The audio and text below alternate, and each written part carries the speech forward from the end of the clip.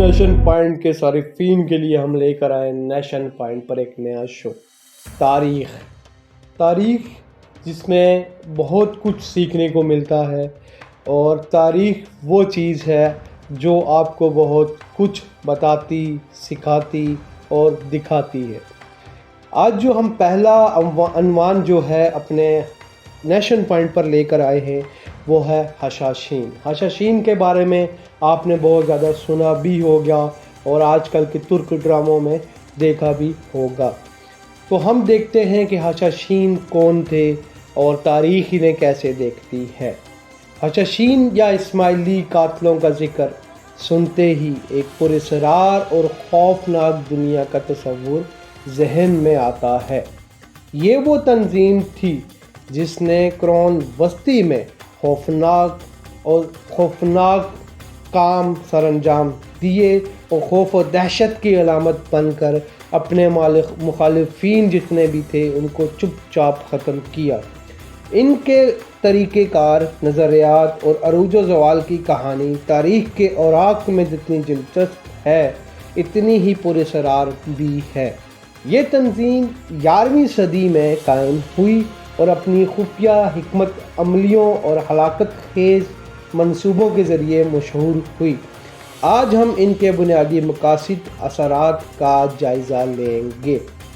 یہ تنظیم اس طرح تھی جس طرح آپ کسی بھی ایک وزراء کے ساتھ اس کا ایک ساتھی کھڑا کر دیں اور آپ نہیں جان پاتے تھے کہ وہ ساتھی حشاشین ہے یا نہیں، تو اسی لیے ان کو اس زمانے کا ون آف دی بیسٹ اسیسن بھی کہا جاتا تھا، کیونکہ یہ اسیسنیٹ کرتے تھے اور کسی کو کچھ نہیں پتا تھا کہ خفیہ طور پر یہ کر کیا رہے ہیں۔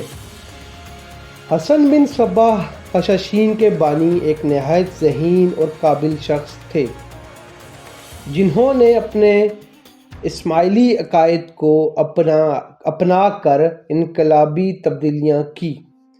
اب ان کے جو بیسیکلی عقائد تھے، اسماعیلی عقائد جو تھے، ان میں انہوں نے لوگوں کو جنت کے جھوٹے دعوے کیے۔ حسن بن صباح نے لوگوں کو جو کمزور لوگ تھے ان کی مدد کر کے ان کو اپنے عقائد پر، کیونکہ ایک ذہین شخص تھا، اور اپنے عقائد پر آمادہ کیا۔ جہاں جہاں دیکھتا تھا، چاہے وہ سلجوق ہو، خلافت عباسیہ ہو، وہاں یہ کمزور لوگوں کو جا کر مدد کرتا تھا، اور ساتھ ہی ساتھ ان کے عقائد میں آہستہ کر اپنا زہر گھولتا جاتا تھا۔ جو حسن بن صباح تھا، اس نے بڑے بڑے سلجوق حکمرانوں، بڑے بڑے خلفاء، عباسی جو خلفاء تھے، فاطمی خلفاء، ان کے اندر بھی، جو دل کے اندر بھی اپنا ڈر پراپرلی اس نے بٹھا دیا تھا۔ چلے ہم آگے دیکھتے ہیں۔ ان کی پیدائش ایران کے شہر قمیاری میں 1050 عیسوی کے قریب ہوئی۔ حسن نے ابتدائی تعلیم حاصل کرنے کے بعد فلسفہ، ریاضی اور مذہب میں گہری دلچسپی لی۔ وہ اسماعیلی شیعہ عقیدے سے متاثر ہوئے، قاہرہ میں فاطمی خلافت کے ساتھ تعلقات استوار کیے۔ حسن بن صباح ایک غیر معمولی منصوبہ ساز اور حوصلہ مند رہنما تھے۔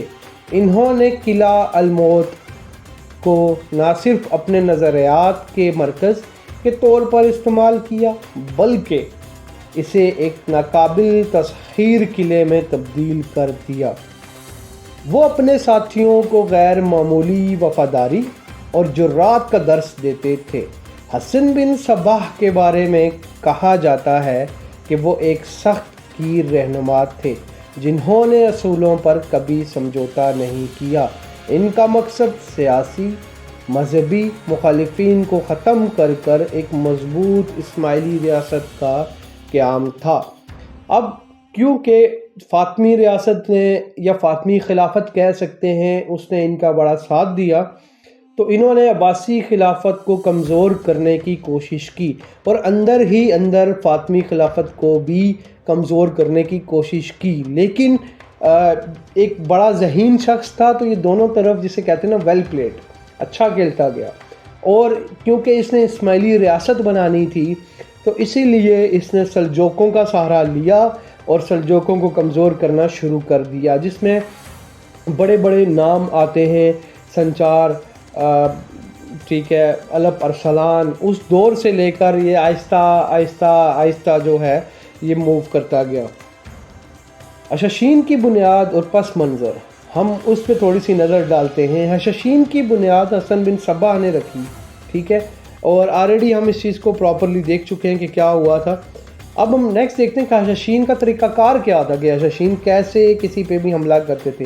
حشاشین اپنے دشمنوں کو ختم کرنے کے لیے خفیہ اور منفرد طریقے استعمال کرتے تھے۔ ان کا سب سے بڑا ہتھیار سرپرائز اٹیک تھا، جہاں وہ عوامی مقامات پر یا دشمن کے قریب جا کر حملہ کرتے تھے۔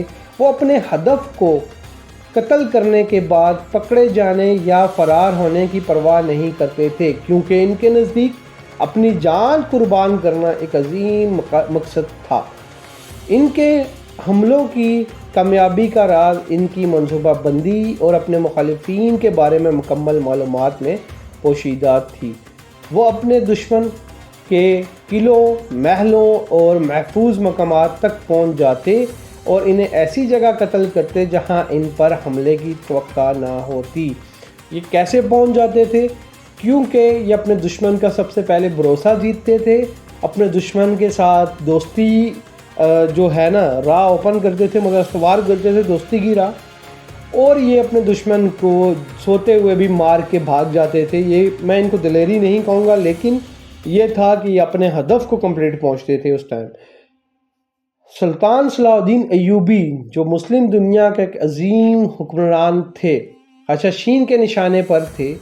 ان پر کئی بار قاتلانہ حملے کیے گئے۔ کیوں نشانے پر تھے؟ کیونکہ جب مصر کے شہر قاہرہ میں سلطان صلاح الدین ایوبی نے امیر کی حیثیت حاصل کی، تو جو فاطمی خلیفہ تھے ان کے اور سلطان صلاح الدین ایوبی کے درمیان تعلقات کچھ اچھے نہیں تھے۔ تو کیونکہ جو حشاشین تھے ان کے تعلقات فاطمی خلیفہ سے اچھے تھے، تو جو تاریخ ہے یہ بھی بتاتی ہے کہ اس وجہ سے بھی یہ چیز سامنے آئی۔ ان پر کئی بار قاتلانہ حملے کیے گئے، لیکن سلطان ہمیشہ محفوظ رہے۔ مشہور واقعہ یہ ہے کہ ایک بار حشاشین کے قاتل سلطان کے خیمے تک پہنچ گئے، لیکن ان کے محفوظ حفاظتی اقدامات نے انہیں بچا لیا۔ حشاشین کے سلطان صلاح الدین پر حملے ان کے مقاصد کو ظاہر کرتے ہیں کہ وہ کسی بھی ایسی طاقت کو ختم کرنا چاہتے تھے جو ان کے نظریات کے خلاف ہو۔ تاہم سلطان صلاح الدین کی ہوشیاری، ان کے مضبوط دفاعی اقدامات نے حشاشین کی کوششوں کو ناکام بنا دیا، کیونکہ سلطان صلاح الدین ایوبی رحمۃ اللہ علیہ بہت ذہین شخص تھے، اور انہوں نے اپنی ذہانت سے بڑی بڑی فتوحات حاصل کی، اور بڑے بڑے جو مارکے ہیں نا وہ صلیبیوں کو ہرایا بڑے بڑے مارکوں میں، اور ان کو خلافت عباسیہ کی پراپر سپورٹ تھی، اور ایون کہ بعد میں خلافت فاطمیہ کی طرف سے بھی ان کی کافی آہستہ آہستہ آہستہ آہستہ جو ہے سپورٹ ہونے لگ پڑی۔ تو یہ کیونکہ ہسٹری کے اوقات ہیں، جب ہم ان کو پراپرلی دیکھیں گے سلطان صلاح الدین ایوبی کے بارے میں بھی، تو آپ کو کافی زیادہ چیزیں آپ کے سامنے آئیں گی کہ کسی جگہ پہ کچھ تعلقات اچھے تھے، کسی جگہ پہ برے تھے، تو یہ ساری چیزیں آپ کے سامنے آنا شروع ہو جائیں گی۔ عباسی خلافت کے دور میں بھی حشاشین کی سرگرمیاں جاری رہی۔ ان کے نشانے پر کئی خلفاء اور وزراء تھے۔ ان کا مقصد طاقتور سیاسی اور مذہبی شخصیات کو ختم کر کے اپنے نظریات کی اپنے جتنے بھی جو سیاسی ہوتے تھے ان کو ختم کر کے اپنے نظریات کو پھیلانا تھا۔ عباسی خلافت کے حکمرانوں نے حشاشین کے خطرے کو محسوس کیا اور ان کی خلافت مختلف محاذوں پر جنگ کی، ٹھیک ہے، ان کے خلاف بیسیکلی انہوں نے خلافت نہیں ہے، ان کے خلاف مختلف محاذوں پر جنگ کی، اور حشاشین کا خاتمہ بھی دیکھنے کو ملتا ہے کہ حشاشین کو سب سے زیادہ جو کمزور کر دیا تھا وہ عباسی خلافت نے کمزور کر دیا تھا۔ لیکن حشاشین کا جو مکمل زوال ہوا، کیونکہ عباسی خلافت خود بھی زوال میں جب چلی گئی، تو حشاشین کا زوال منگولوں کے حملوں کے بعد شروع ہوا۔ 1256 میں منگولوں نے قلعہ الموت پر حملہ کیا اور اسے تباہ کر دیا۔ منگولوں کے حملوں نے نہ صرف ان کے قلعوں کو ختم کیا بلکہ ان کی تنظیمی ڈھانچے کو بھی ختم کر دیا۔ حشاشین کی داستان ایک دلچسپ سبق آموز باب ہے جو ہمیں بتاتی ہے کہ نظریات کی طاقت کتنی اہم ہو سکتی ہے۔ یہ تنظیم جو کبھی دہشت کی علامت تھی، آج بھی تاریخ کا ایک اہم حصہ ہے۔ ان کی کئی کہانیاں ہمیں یہ سکھاتی ہیں کہ کس طرح خفیہ حکمت عملیوں اور عقائد کے ذریعے تاریخ کا رخ موڑا جا سکتا ہے، اور انہوں نے کافی زیادہ نیک خلفاء میں بھی کہہ سکتا ہوں کہ ان کو شہید کیا اور کافی زیادہ اسلام کو نقصان بھی پہنچایا۔ کہ اسلام کے ساتھی بالکل نہیں تھے، یہ میں آپ کو پراپرلی بتا رہا ہوں، ایک سچے دین کے ساتھی بالکل نہیں تھے۔ تو آج کا جو ہمارا موضوع تھا وہ تھا حشاشین، تاکہ آپ کو پتہ چلے کہ یہ فقہ کیا تھا، اس نے کیا کیا اپنی سرگرمیاں سر انجام دی